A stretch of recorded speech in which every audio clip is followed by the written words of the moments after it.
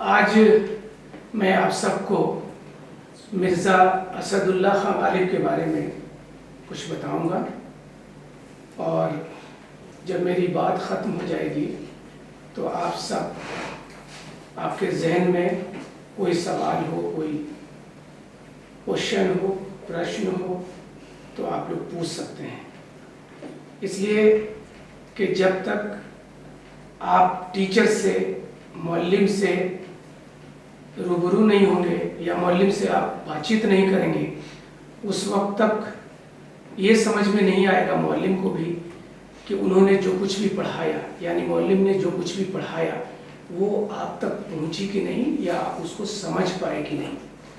آج کا میرا موضوع ہے مرزا اسد اللہ خان غالب۔ آپ سب جانتے ہیں، آپ ان کو پہچان رہے ہیں، آپ ان کو پہچانتے ہیں؟ کیا نام ہے ان شاعر کا؟ بولیے بولیے۔ مرزا اسد اللہ خان غالب، کیا نام ہے؟ اردو اور فارسی کے بہت بڑے شاعر گزرے ہیں مرزا اسد اللہ خان غالب۔ غالب ان کا تخلص ہے اور ان کا نام مرزا اسد اللہ خان ہے۔ پورا نام مرزا اسد اللہ خان غالب کے نام سے پوری دنیا میں مشہور ہے۔ کے بارے میں ان کی کچھ ذاتی زندگی کے بارے میں مختصراً آپ سب کو بتا دوں۔ ان شارٹ میں 27 دسمبر 1797 عیسوی کو 27 دسمبر 1797 عیسوی کو آگرہ میں مرزا اسد اللہ خان غالب پیدا ہوئے۔ آپ جانتے ہیں آگرہ تاج محل کے لیے مشہور ہے، پوری دنیا کے سیاح آگرہ دیکھنے کے لیے آتے ہیں، تاج محل کو دیکھنے کے لیے آتے ہیں۔ اس شہر میں غالب پیدا ہوئے 27 دسمبر اور 1797 کو، اور آپ کا انتقال جو ہے 15 فروری 1869 میں آپ کا انتقال ہوا، آپ کی موت ہوئی، آپ اس دنیا سے رخصت ہو گئے۔ کب؟ 15 فروری 1869۔ مجھے 69 اس لیے بھی یاد رہتا ہے کہ میری جو پیدائش ہے وہ 1969 کی ہے، یعنی غالب کی 100 انتقال کے جو ہے 100 سال بعد، یعنی 69۔ تو 1869 میں آپ کا انتقال ہوا 15 فروری کو، یعنی 71-72 سال کی فقط زندگی آپ کو ملی۔ 71 اور 2 ایئرس فقط مرزا اسد اللہ خان غالب اس دنیا میں زندہ رہے۔ لیکن مرزا اسد اللہ خان غالب نے جو فارسی میں شاعری کی اور جو اردو میں شاعری کی تا قیامت زندہ رہے گی، اس لیے کہ اتنے بڑے شاعر اردو میں ہیں، لیکن مرزا اسد اللہ خان غالب کا نام بہت بڑا ہے، وہ بہت عظیم شاعر ہے۔ آپ جانتے ہیں کہ ان کو نجم الدولہ، دبیر الملک، مرزا نوشہ اسد اللہ خان غالب کے نام سے بھی جانا جاتا ہے، یعنی ان کو خطاب ملا تھا نجم الدولہ کا اور دبیر الملک کا خطاب ان کو دیا گیا تھا۔ ایک چیز اور بھی میں بتا دوں کہ 18ویں صدی جو تھی وہ میر کی صدی کے نام سے مشہور ہے۔ 18ویں صدی کو میر کی صدی ہم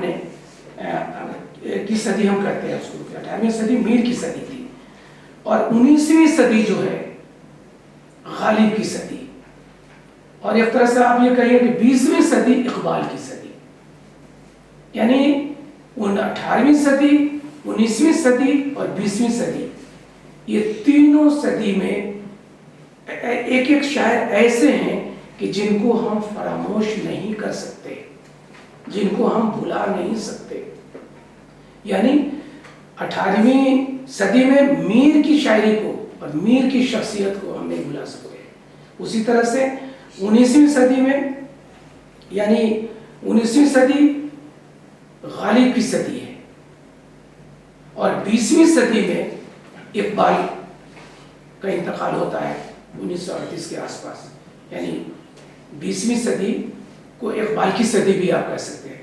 ہم کسی صدی سے کسی شاعر کو اس طرح سے نہیں جوڑتے، لیکن ہاں اس صدی میں اگر اس کا نام بہت بڑا رہا ہے، وہ عظیم شاعر کے طور پر ابھرا ہے، تو ہم یہ کہہ سکتے ہیں کہ 20ویں صدی کا سب سے بڑا شاعر اقبال تھا، 19ویں صدی کا سب سے بڑا شاعر غالب کو ہم کہہ سکتے ہیں، اور 18ویں صدی کے سب سے بڑے شاعر کو میر کو کہہ سکتے ہیں۔ لیکن داغ اور اس طرح سے انیس، دبیر، داغ، اس طرح کے اور بھی بہت سے بڑے نام ہیں جو ہمیشہ زندہ رہیں گے۔ آپ جانتے ہیں کہ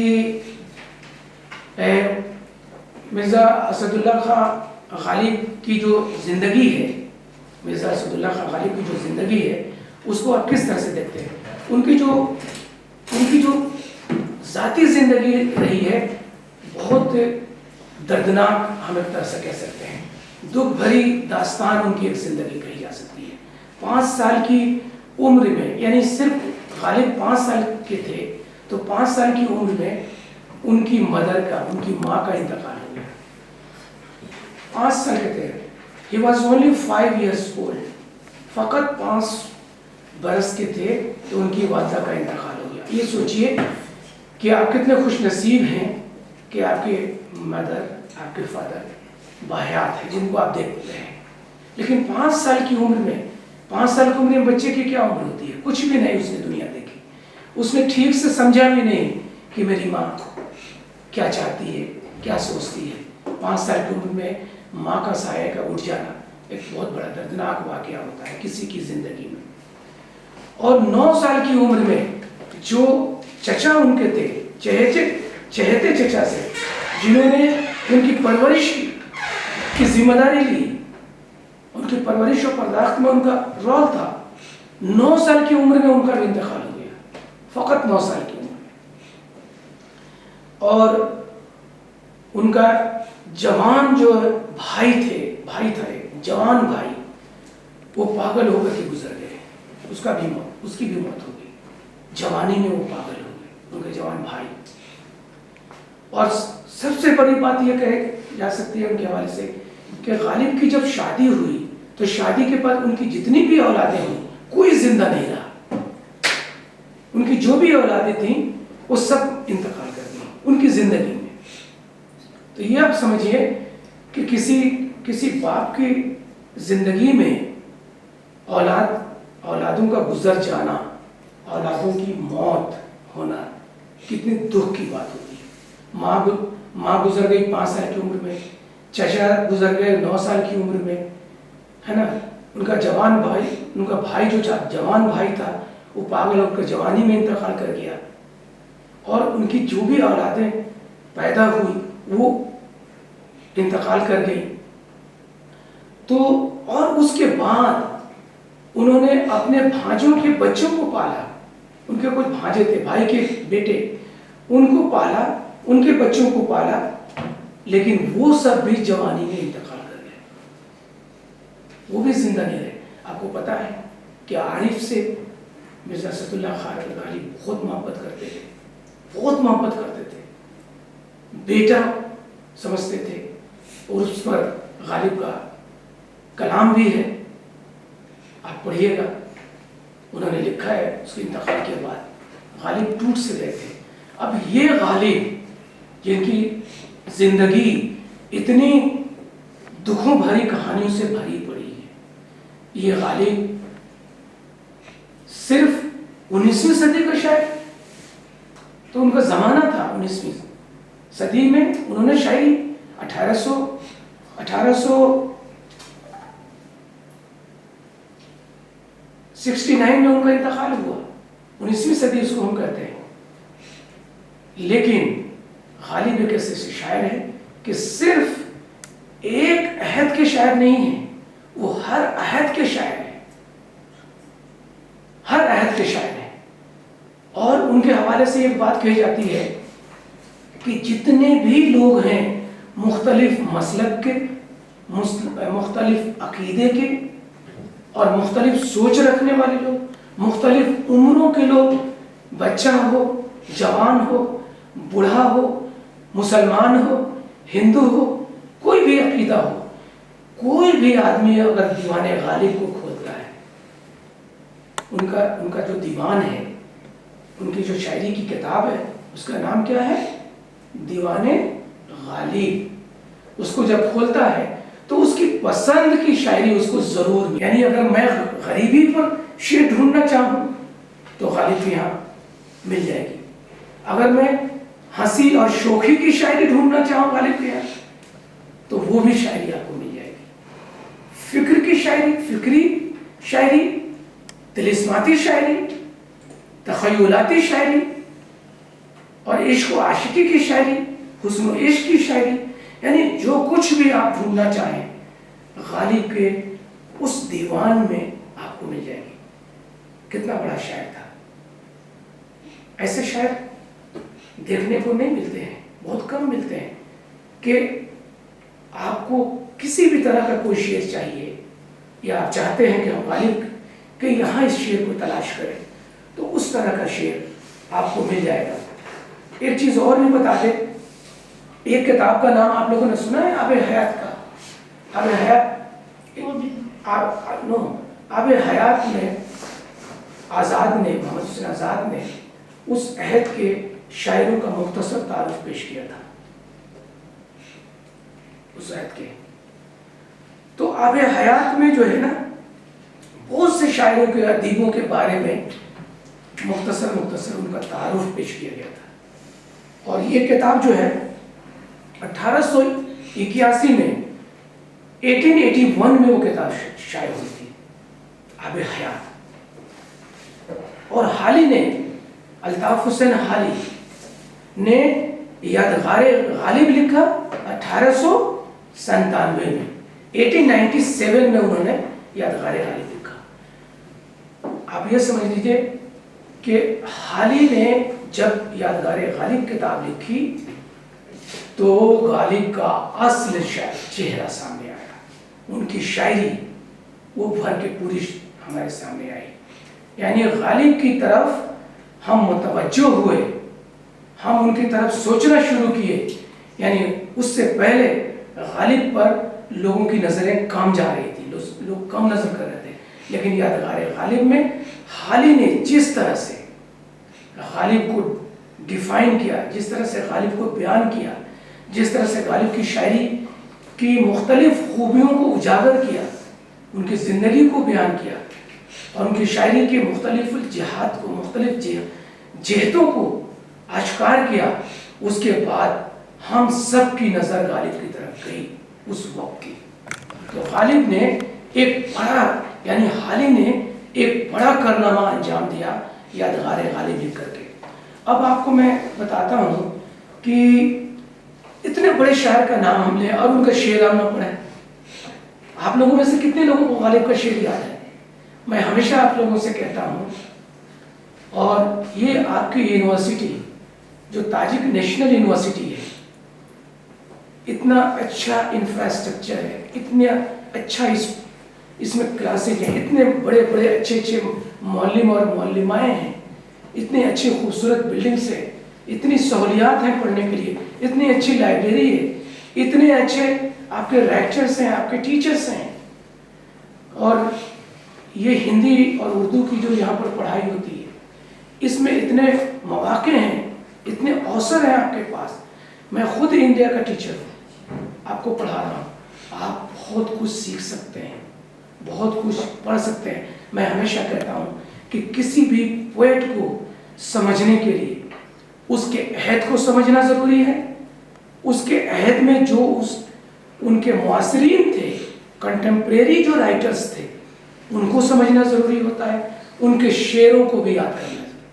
جب تک آپ اقبال کے شعر یاد نہیں کرو گے، جب تک آپ رومی کا، سعدی کا، رودکی کا شعر یاد نہیں کرو گے، جب تک آپ غالب، میر، داغ، انیس، دبیر، ان بڑے شاعروں کا جب تک آپ شعر یاد نہیں کرو گے، ذہن میں نہیں رکھو گے، آپ کیسے اس شاعر کو آپ سمجھو گے؟ کیسے سمجھو گے؟ نہیں سمجھیں گے۔ میں پوچھ رہا تھا آپ لوگوں میں سے کسی کو غالب کا کوئی شعر یاد ہے؟ یاد ہے؟ نہیں۔ تو آئندہ آپ وعدہ کریں، اور یہ ہمارا ٹاسک ہے آپ لوگوں کے لیے، یہ ہوم ورک ہے کہ آپ میں سے ہر شخص غالب کے 5 اشعار، 5 شعر کم سے کم آپ یاد کر کے اگلی کلاس میں آپ میری کلاس میں آئیں گے. 5 شعر جو بھی پسند ہو آپ کو شعر غالب کا. اسی طرح سے اقبال کا جو بھی شعر پسند ہو, رودکی کا جو بھی شعر پسند ہو, سعدی کا جو بھی شعر پسند ہو, رومی کا جو بھی شعر پسند ہو, اور بڑے بڑے شاعروں کی جو بھی شعر پسند ہو, اس کو آپ ضرور یاد کیجئے, اس لیے کہ اس سے آپ کی ذہانت اور یادداشت کا پتہ چلے گا. ایک شعر میں پڑھتا ہوں غالب کا. اور ایک بات ہاں میں آپ سے اور ذکر کرتا چلوں کہ غالب اور اقبال اردو کے 2 ایسے شاعر ہیں, اور بھی شاعر ہیں, لیکن میں 2 شاعروں کا فقط یہاں نام لے رہا ہوں کہ جنہوں نے 2 زبانوں میں بہترین شاعری کی, یعنی اردو میں بھی اور فارسی میں بھی. تو اسی لیے ایک درس ہے آپ کا, ایک کورس ہے جس میں 2 زبانوں میں جو شاعری جن شاعروں نے کی ہے ان کو پڑھایا بھی جاتا ہے. آپ کو کتنا اچھا سبجیکٹ ہے. تو جتنے مقبول غالب اردو میں شاعر مشہور ہوئے, فارسی میں مشہور ہوئے, اتنے وہ اردو میں ہوئے. لیکن شروع میں غالب نے مشکل شاعری کی, مشکل الفاظ کا استعمال, ثقیل الفاظ جس کو بولتے ہیں, تو کم لوگوں کو سمجھ میں آتی تھی. لیکن جب اس کی نشاندہی لوگوں نے کی, لکھنے والوں نے کی, اس دور کے لوگوں نے, تو غالب نے سہل انداز اختیار کیا, آسان شاعری شروع کی. اور جب ان کے یہاں آسان شاعری شروع ہوئی تو فہم و ادراک میں, ہماری فہم میں وہ زیادہ سمجھ میں آنے لگی. لیکن میں یہ بھی آپ سے عرض کروں, یہ بھی بتاؤں کہ غالب کی شاعری جتنی آسان نظر آتی ہے اتنی آسان نہیں ہے. مشکلیں اتنی پڑی مجھ پہ کہ آسان ہو گئی. کیا ہے, کچھ بھی نہیں ہے. میں اور آگے سناؤں. پہلے میں ایک شعر پڑھتا ہوں, شعر پڑھتا ہوں. 1 2 ہوں تو سحر چشم کہوں, 1 2 ہوں تو سحر چشم کہوں, کارخانہ ہے وہاں تو جادو کا. سحر کس کو بولتے ہیں؟ جادو کو. یعنی کہتے ہیں کہ 1 2 خوبیاں ہوں غالب کے یہاں تب نہ اس کو بیان کیا جائے. تو غالب کے یہاں 1 2 خوبیاں تو نہیں ہیں, متعدد خوبیاں ہیں, ہزاروں خوبیاں ہیں. اور کارخانہ ہے وہاں تو جادو کا, یعنی ان کی پوری شعری جو کائنات ہے وہ سحر انگیز ہے.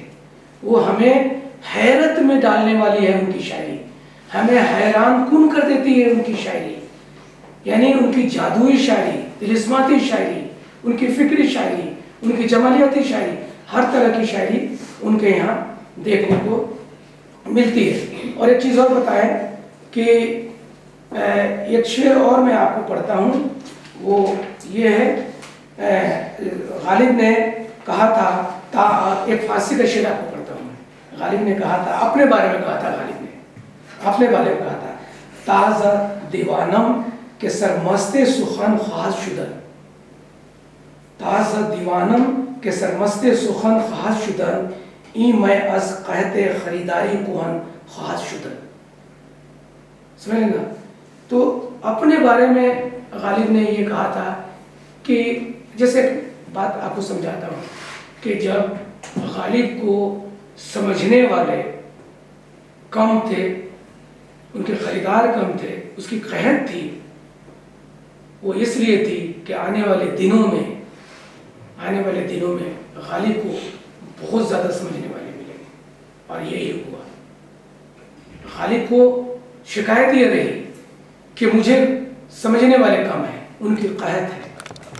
اور ان کی یہ بھی شکایت تھی کہ انہیں وہ داد نہیں ملی, وہ صلہ نہیں ملا جو وہ چاہتے تھے. لیکن وقت جو ہے وہ سب سے بڑا منصف ہوتا ہے, وقت سب سے بڑا جسٹس کرنے والا ہوتا ہے. وقت نے انصاف کیا اور غالب اتنے بڑے ہو گئے, اتنے بڑے شاعر ہوئے کہ ہم دنیا کی دوسری زبانوں کے بڑے بڑے شاعروں کے ساتھ ہم غالب کو اردو میں لاتے ہیں سامنے.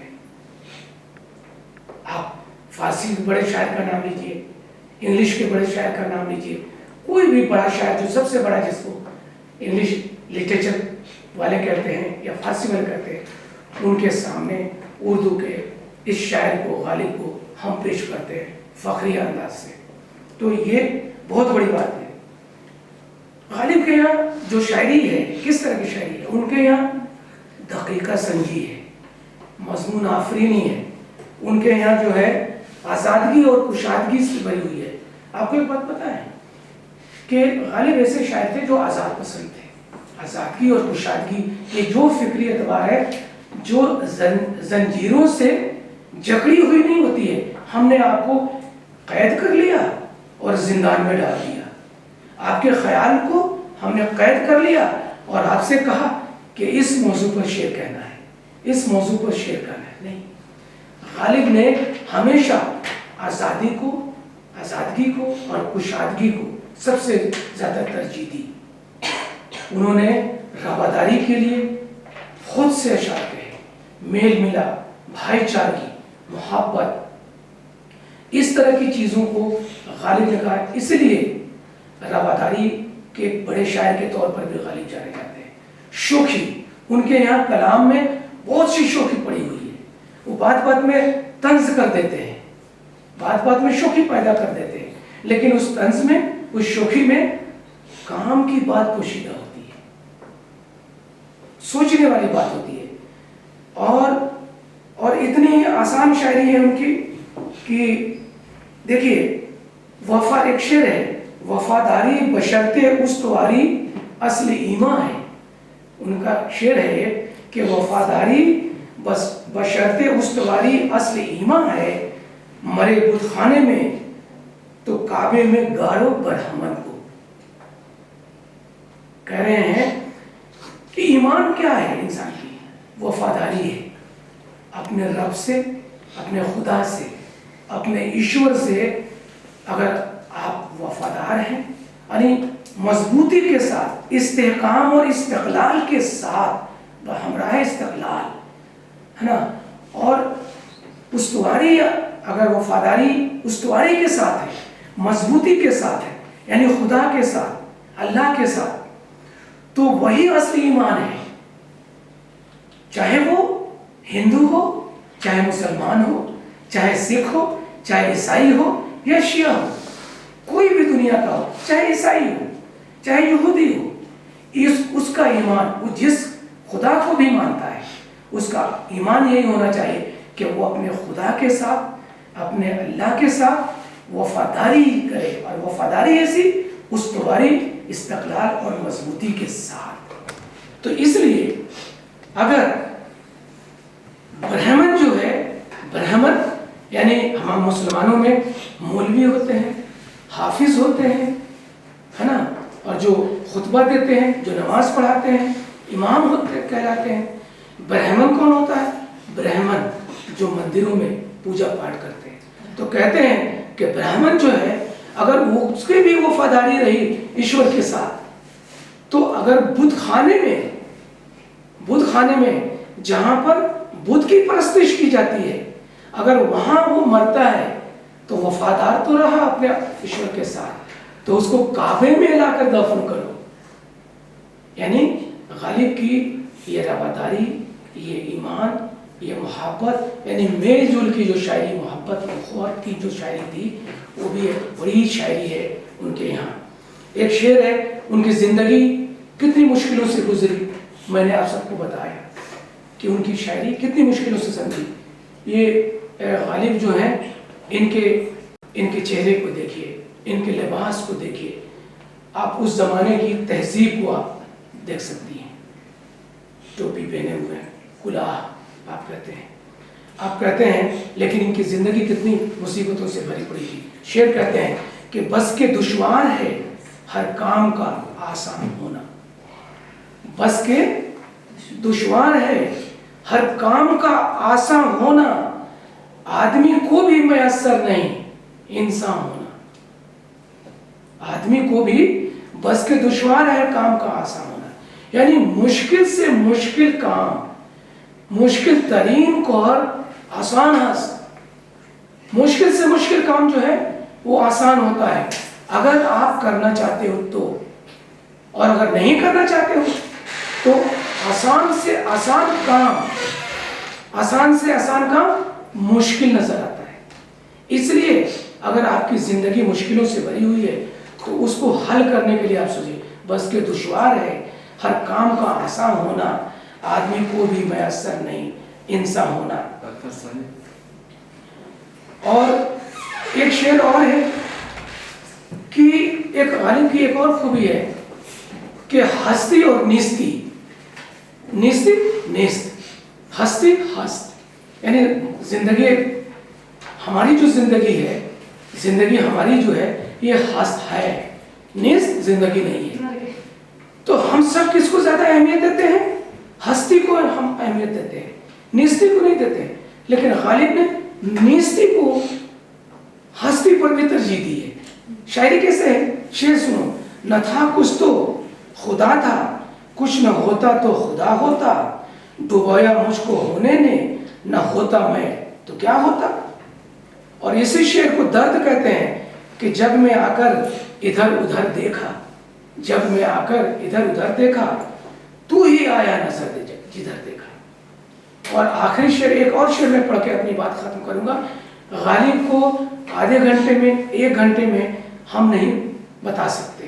गालिब पर सैकड़ों तहकीकी काम हो चुके हैं, PhD लिखा जा चुका है, काम हो रहा है, BCR काम उन पर हुआ है, किताबें उन पर, सैकड़ों हजारों किताबें उन पर लिखी जा चुकी हैं।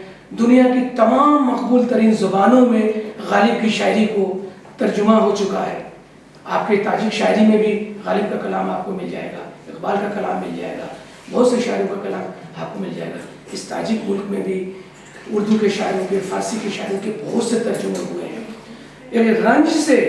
रंज से खोगर हो इंसान तो मिट जाता है रंज।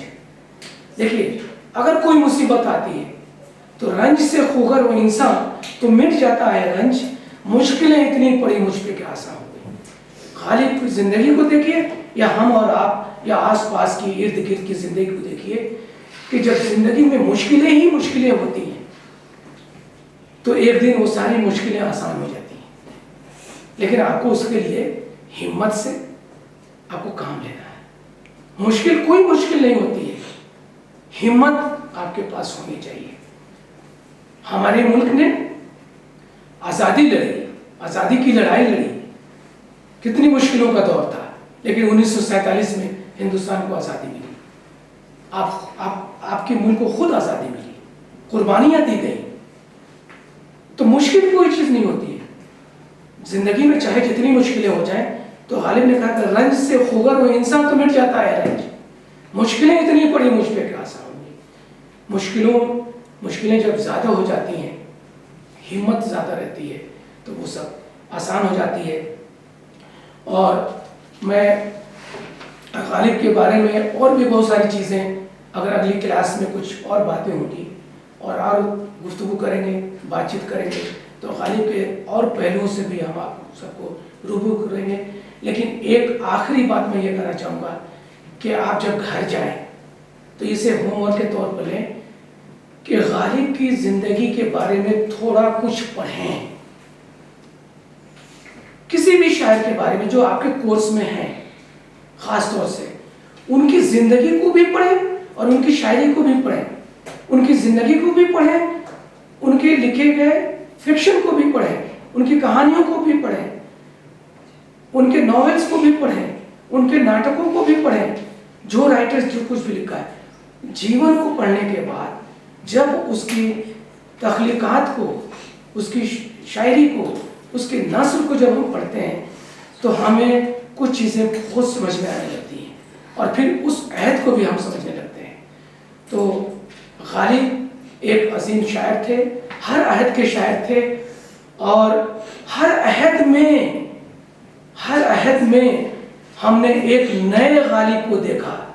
19वीं सदी में हमने एक दूसरे गालिब को देखा, 20वीं सदी में हमने एक नए गालिब को देखा, 21वीं और आज की सदी में हम एक नए गालिब को देख रहे हैं। इसलिए कि जैसे जैसे वक्त गुजरता जा रहा है, गालिब की शायरी इतनी इस कदर जिंदा और पाइंदा है कि हर अहद में उसकी मानवियत बढ़ती जाती है। बहुत बहुत शुक्रिया। अगर तुम लोगों के पास कोई सवाल हो तो आप लोग मुझसे पूछ सकते हैं। गालिब اردو اور فارسی کے بغیر اگلے بھاشاؤں میں کوئی کویتا لکھتے ہیں یا نہیں؟ غالب نے اردو اور فارسی میں لکھی. ہاں، غالب نے خطوط لکھے، نثر میں بھی انہوں نے لکھا.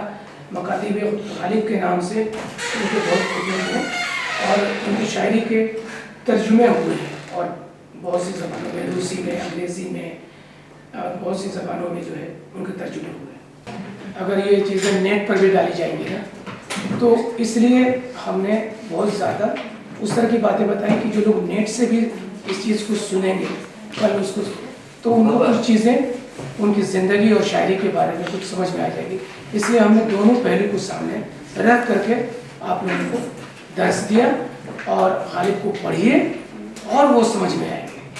آپ جتنا جس شاعر کو پڑھیں گے یا پڑھیں گے وہ شاعر اتنا ہی سمجھ میں آئے گا.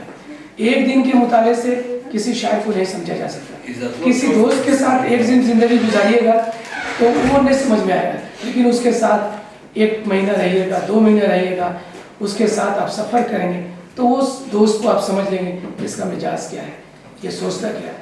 اصل موضوع ان کویتاؤں اور کہانیوں کا کیا ہے زیادہ؟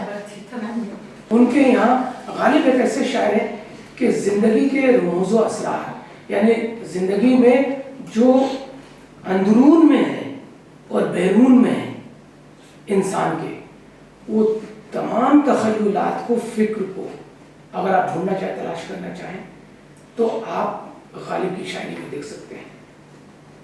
میں نے شروع میں ہی کہا تھا کہ 1-2 ہوں تو سحر چشم کا ہوں، کارخانہ ہے وہاں تو جادو کا. وہ ان کے یہاں تو خوبیاں ہی خوبیاں ہیں. زندگی کا کوئی ایسا پہلو، کوئی ایسا پہلو نہیں ہے جس سے متعلق غالب نے اس کا اظہار نہ کیا، اس کو بیان نہ کیا. ہر طرح کی شاعری ان کے یہاں ہو گیا.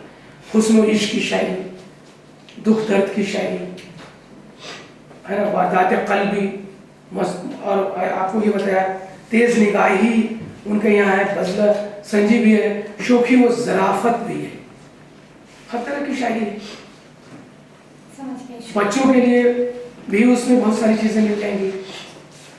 اور زندگی اور موت یہ ایسی سچائی ہے، اور کائنات غالب کے یہاں مل جائیں گی.